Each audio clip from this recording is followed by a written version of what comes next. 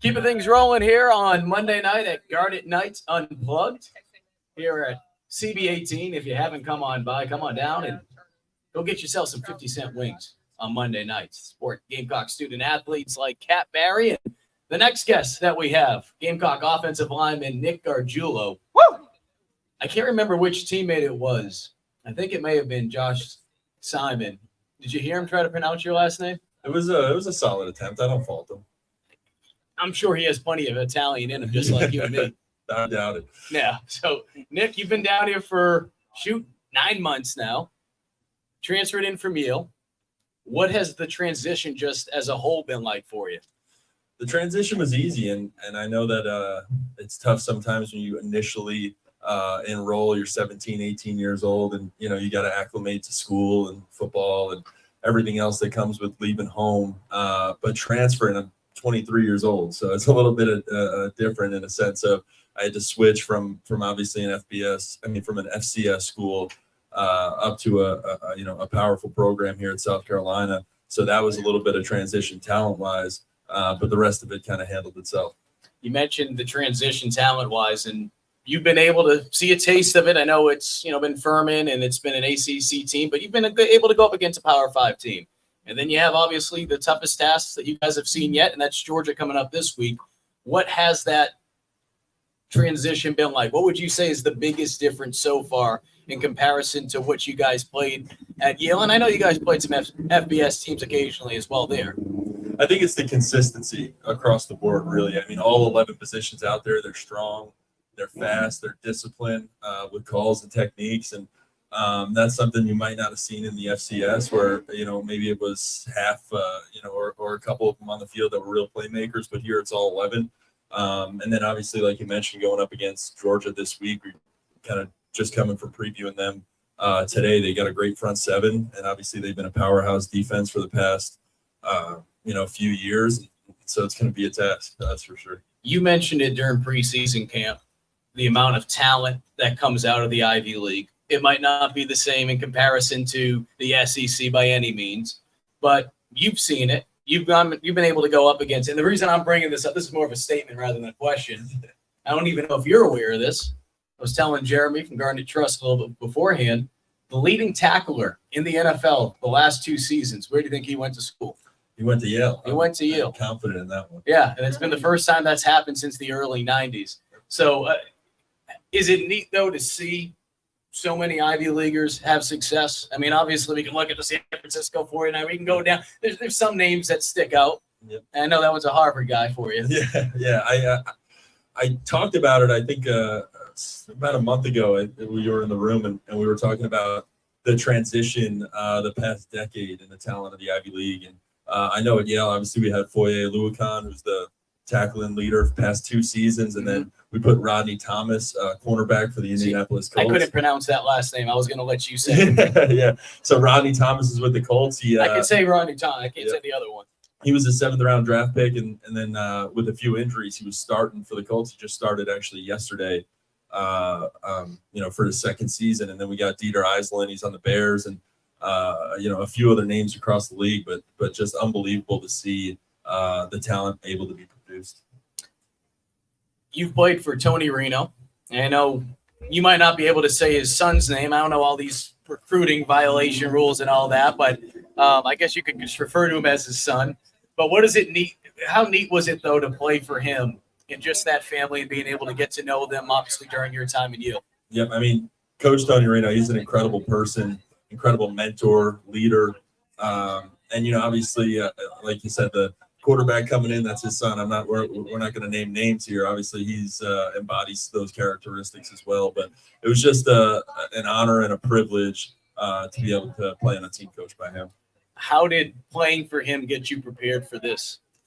I think the way he runs his program, it's as if he's competing for a national championship. And I know that in the Ivy League, you don't get to, go to the FCS playoffs and, you play a 10-game season, but that's not how practice and preparation is done there. He runs it like a championship program. I'm sure some of your teammates may have teased you since you've got here. What are some of the comments players say to you since you are an Ivy League guy? They just instantly think like you're a rocket scientist. Yeah. I think once they saw me, they're like, "Wait, no, this isn't the Yale kid. This isn't your typical They were looking over my shoulder like, who else is coming in? You don't have the super cut or sports clips haircut, the bowl cut or whatever. Exactly. I'm here. I am stereotyping. All the Ivy League guys are going to remember that. Now. Oh yeah, now you're going to be hated in the Ivy League. It's all right. My academic support group at Assumption was C's get degrees. So I think they get the final laugh on some things, but. But what was that like though? I mean, being able to go to Yale, being a student athlete, I'm sure it's there's a lot of similarities in terms of classes are great. So you're doing it a little bit differently now because you're a fifth year. But what is that like though when you play ball in the Ivy League? It's a little bit of a balance, right? You got to prioritize academics at points because the curriculum is hard and you're getting an Ivy League degree. But if you're passionate about what you want to do, and that's for most guys on the team playing football, man, you find time and you make it work. You mentioned Tony Reno. We're going to get to him in a little bit because I'm sure there's people listening saying, all right, Mike, that's great, but I want to hear what Nick has to say about the O-line. So I'm going to get into it.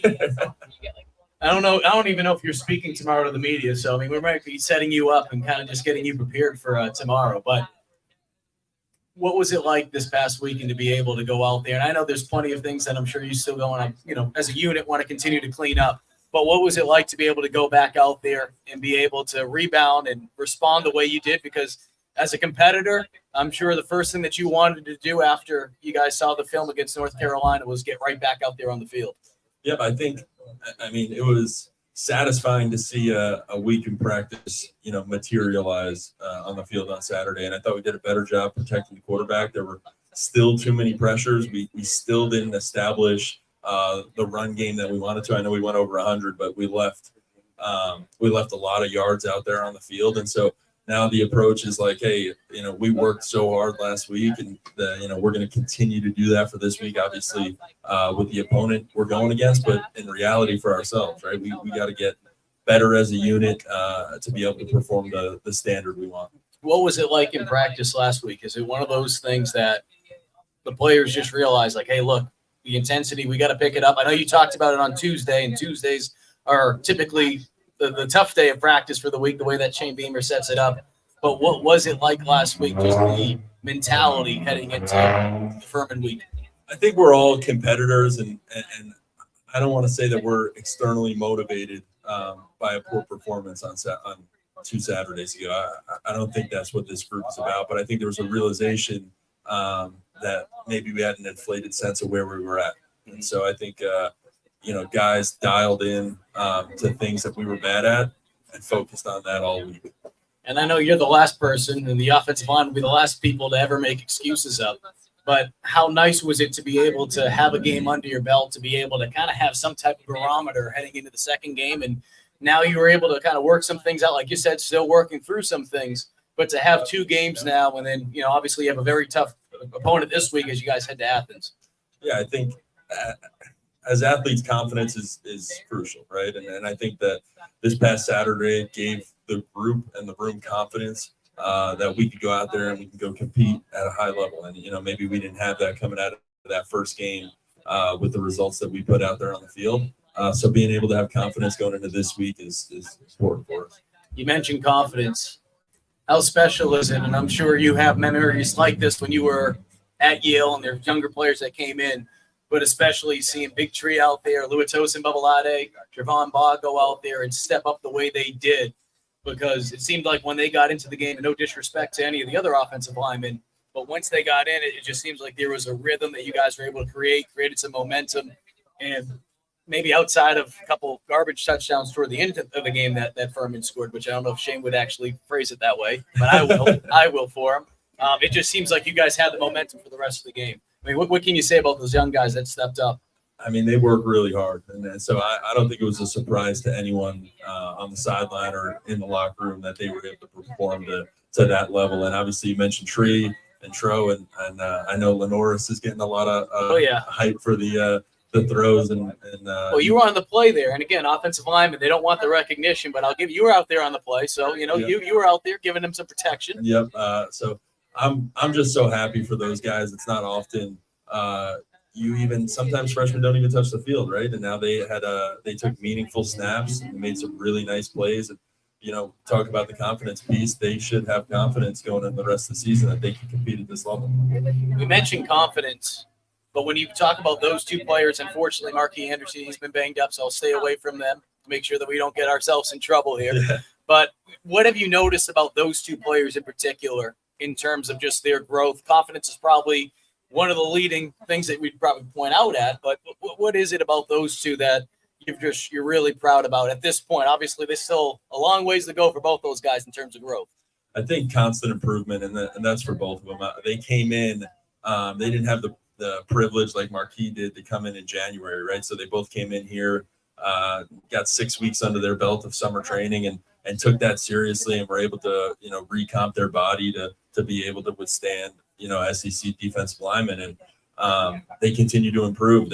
They're not the same players that they were a month ago, right? And so they've gotten a heck of a lot better through fall camp and now through the first two practices. You give them credit. I mean, first two games. I'm sorry. You give them credit. Neither of them touched the field that first game versus UNC. Didn't stop them. They worked real hard and got on the field versus Furman. You mentioned Lenore Sellers, and certainly that was the touchdown heard around Columbia, and it was a beautiful throw. But let's talk about the other quarterback, Spencer Rattler. What is it like when your quarterback has the performance that he had the other night when you're an offensive lineman? What is that like, just knowing that your guy is in the zone? If you give him time, he'll be able to get things going the way that he did. Similar to the young guys, I don't think it was a shock to anyone, right? I mean, he's such a tremendous player and a tremendous leader, and the way he's running this team is remarkable, and we have confidence in him to go out and do that every week, and he's living up to it. And I know there's no moral victories, but I mean, one of the things that we talked about, in the media group, fans, I'm sure players talked about it a little bit amongst themselves.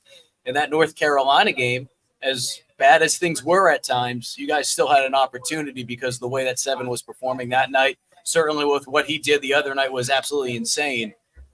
What is it like, though, just knowing that if you give him that time, like, he's going to be able to deliver? Like, is it just that extra motivation, knowing like, hey, if we can just do our job just even this good, we have one of the best quarterbacks playing right now across the country on our team? I think you touched on it. The most frustrating part about the North Carolina game is with how poorly we played, we had opportunities to win that game. And that's credit to Spencer and Xavier Legette and those other playmakers putting us in that position. But, I mean, knowing you got Spencer back there and knowing the level he's playing at, it's just remarkable. I don't know.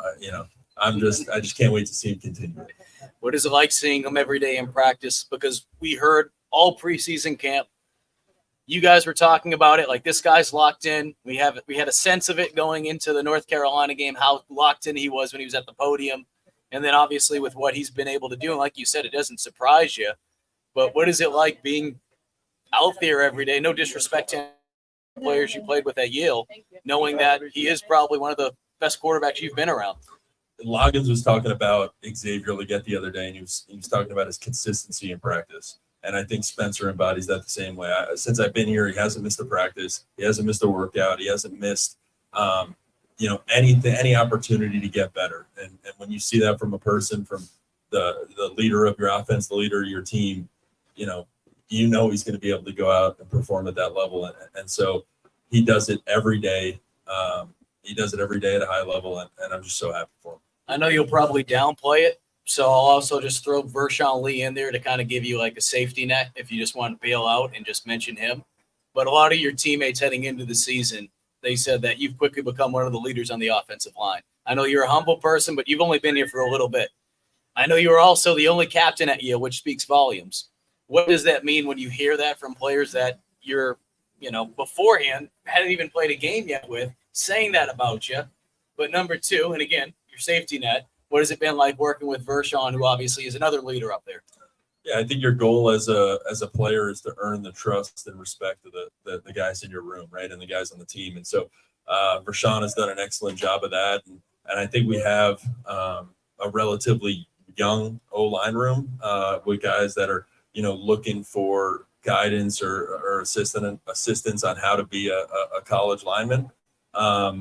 so he's done a nice job stepping up and delivering and giving those guys that help. You like that safety net? Yeah, that was great. I appreciate it. Yeah, no problem. Yeah. You mentioned the younger guys out there, and whether it be at South Carolina, whether it be at Yale, whether it be at a D2, D3 school, what are some of the things that maybe people on the outside don't understand, the challenges that, and you could say this about any position, but especially as an offensive lineman, that can slow that process down a little bit in terms of getting out there on the field? And what these two guys in particular that have been able to get out there and play some meaningful snaps the other day, what it just basically says about them in terms of how they're able to learn things a little bit quicker, if that makes sense. Yeah, so I think physically, most of the guys are capable of going out there and playing, and I'm speaking specifically about Tree and Tro. And I think the biggest difference that you see from high school to college is the speed of the game, right? And so they'll be playing a base even front, right? And you got a 3 technique and a 5 technique to the left, and then all of a sudden, a half second before the snap, they step to odd, and now you don't get another call out, but you got to know, hey, my responsibilities just changed because now I got a 5, and I got the DN that just bumped to an overhang. So now, oh wait, am I supposed to go out and block them, or am I supposed to go out and go straight up to the linebacker? It's like those are the differences that it takes time to learn that. If you asked me to do that when I was 18 years old, I'd have no idea, and I had no idea what to do. But when you get older and you get reps and you get game reps, things start to slow down and you can see the picture easier. You know, I told you my academic support group in college was C's get degrees. I'm over here being too wordy. I mean, I know I'm next to an Ivy League guy, but geez, you know, it's the intimidation factor. And it's not just the mullet and the mustache. Is that I got to ask you about that. Is that a look that you've always had, or is that just kind of like the offensive line? You know, different football players, but especially the offensive line. I had teammates that would just grow the mustache out. They'd have the handlebars maybe for the team pitcher. Is that kind of just like your offensive lineman look? I think it is just the offensive lineman look. I grew it out this past season. I didn't have. It won't be the business look, maybe if if you're in the corporate world. No. I think if I'm going corporate, this has got to short hair too. Yeah. New York Yankees style. Yes, yeah. It's a little Steinbrenner approach. Are you a Yankees fan? Yeah, unfortunately at this point right now. Well, I'm right there with you. We're in the basement with you. We're just on the floor above you. You're on the 5th floor. We're on the 4th floor. Yeah, We're right there with you. We're struggling. We mentioned before you hopped on with Cat Barry, pizza. I love my Boston pizza, Regina Pizza. But I think Pepe's, I think Sal's, I think New Haven is truly the pizza capital of the world. I've been over to Naples. They have good pizza. But at least here in the States, I'll say in the States, I don't want to upset some of the, the paisans over, my cousins over in Italy. Fair enough. Where would you say there's the best pizza that you've had in the States? I'm kind of torn. Being from New York, from the Bronx, there's real good pizza there. So Louie and Ernie's on Crosby Avenue is real good, and then going to New Haven, we got the best in the world over there. So I think that's my response to you with Pepe's and Sally's and Modern. I think it beats out the North End, but sorry to Cat. So I say that because there's some pizza spots. I don't know if you've had a chance to check out one of my favorites, Village Idiot. He's a New Yorker, Brian Glenn. But you've been able to explore different foods down here. I know we've talked about it. It's become this like Joey Chestnut story here with you setting the record at the burger joint right down the street that has since been broken. Yeah. But other than that, what are some of the other places you've enjoyed? Maybe like some Southern food. Is it barbecue? Like what else have you been able to dabble into? I haven't. I went to Railroad Barbecue. I don't know if I enjoy Railroad. That's one of my favorite barbecue places. I think that's my top. That's got my top barbecue spot. Good portions too. Good portions. And I know there's so many people out there like this is exactly what I want to hear is 2 people from the Northeast giving us barbecue. Yeah, like no. Yeah, they're going to turn on us real quick. But no, that was a good place. Anything else or nothing that sticks out. I know they take care of you guys over there though too at the facility. Yeah, we get shout out Yemi Rodriguez, the new head of nutrition, bringing in some good food. I will say a little insight. Yemi took away the milkshake bar at the pregame meal on Friday, first Friday versus UNC. The guys were in. I guess we had a milkshake bar. I wasn't here for it. So you weren't aware of the milkshake bar. But there were some people that were upset that it was gone. Is the milkshake bar back? No, I think he's gone for the year. I thought you were going to tell me the milkshake bar came back for Furman, and that's the reason why you guys were able to get the win. It's the milkshake bar. We're trying to put muscle on that. Man. All right. Well, as my duty as an unbiased reporter, I will do my best to do some digging and see if we can solve Milkshake Gate and be able to get it back out there for you guys. Moving ahead, though, getting ready for Georgia. And obviously, there's going to be people wanting to know the X's and O's and the strategy. We're not going to get into that because, again, that's the last thing I need is to get a phone call from Shane Beamer and Jeremy getting a call, and you getting a call from Shane. But what are you looking forward to the most about this matchup with having the opportunity to play inside an SEC stadium on the road? I mean, yes, you had a chance to be able to play North Carolina.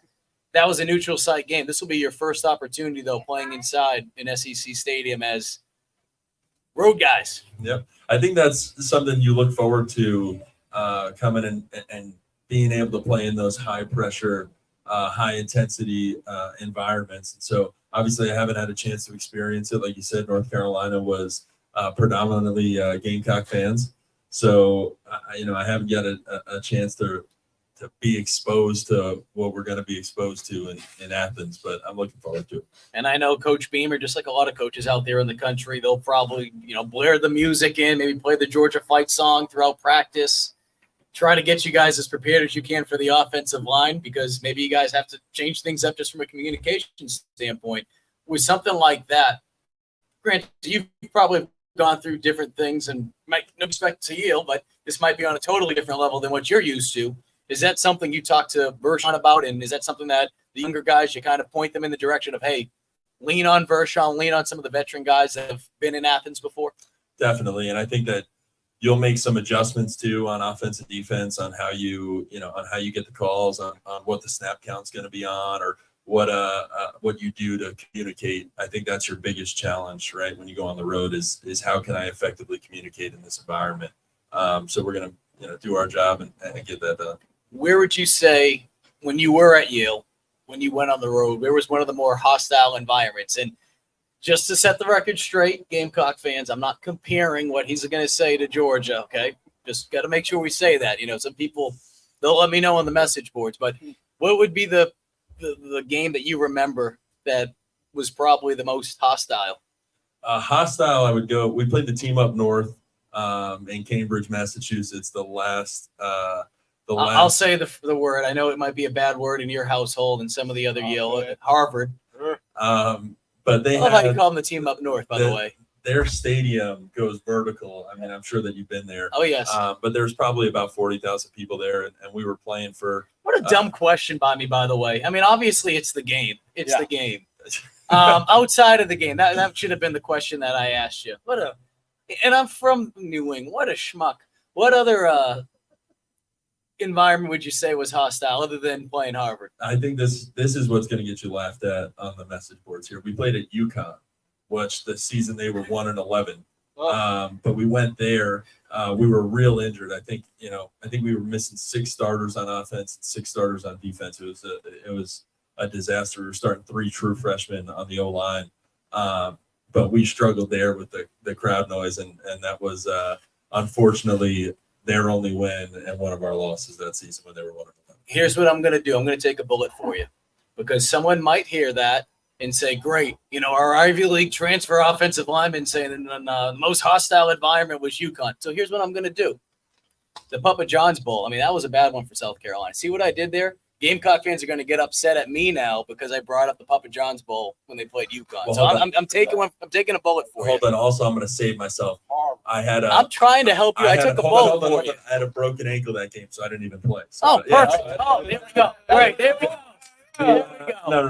The guy struggled in there. I was out for that game, so it wasn't hostile for me. I'll still get crapped on like, great, Mike. You have to bring back a bowl game where the game itself wasn't great. It was cold. I've heard that story. I don't know if you've ever heard it.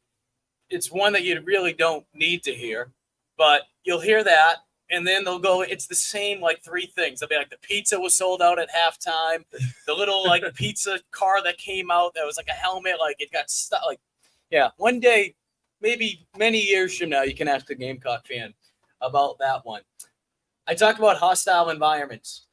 last week was your first time. I mean, it was the spring game that you got to play in, but this was your first true time being able to play in Williams-Brice Stadium.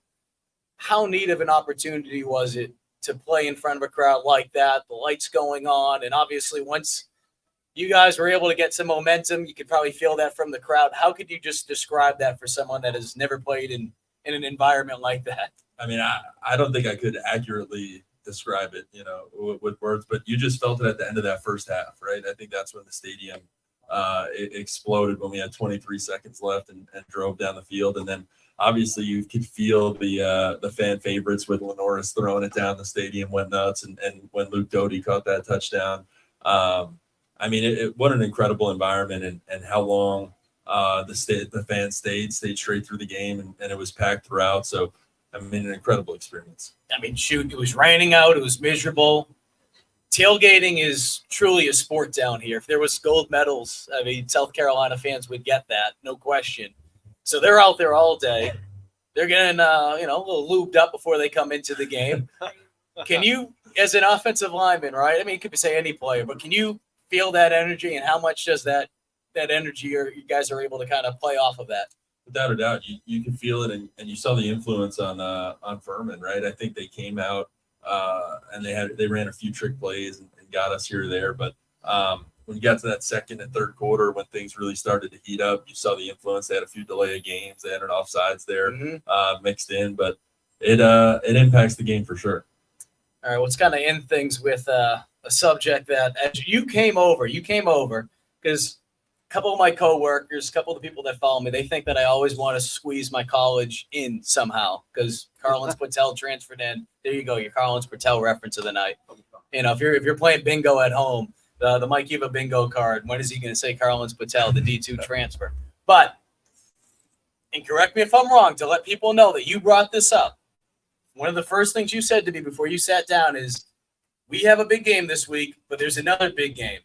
And I instantly knew what you meant, and that is Yale taking on Holy Cross, because your former coach, Tony Reno, is going up against my old college coach, Bob Chesney. And Holy Cross, they gave BC, as you mentioned, gave them a game last week. So what are you thinking? I mean, those are your boys. I know you're not going to pick against the Bulldog in Reno. Yeah, I mean, well, listen, of course not, but look out for Karan Abagaji, the left tackle who's been getting some hype recently, and John Mendoza is going to anchor the other side of the line on the right. And I'm rooting for him. It's always tough. Holy Cross is going to be playing their third game. Yale's going to be playing their opener. Mm-hmm. So, I hope you root for the Renos too. I'm going to try and, sway you off Holy Cross, maybe turn your back on your old coach, but we'll see. Well, I got yelled at last week for wearing purple, but then again, that's on me for having zero self-awareness. If I was in Madden, my awareness level last week would have been zero because they're playing Furman and they're purple. But yeah, I can't pick against Chesney. I wish we could do maybe we could find a way to do some type of wager. I'd say like pizza, but then if we upload this, the NCAA is going to probably get upset, even though there's name, image, and likeness stuff, but they'll get upset if we do a pizza wager. So we'll figure out yeah, something. Maybe you'll have to wear a Yale shirt or something, but I can't bring myself to wear a Holy Cross shirt. How about this? If Holy Cross wins, you can wear a Harvard shirt. Oh no, that's way more. Holy Cross shirt. I was seeing if I could pull a fast one on him, but again, guys, he's an Ivy Leaguer, so I mean, it's very difficult to do. We'll figure something out. We'll get something in the works. Last thing I want to bring up to you.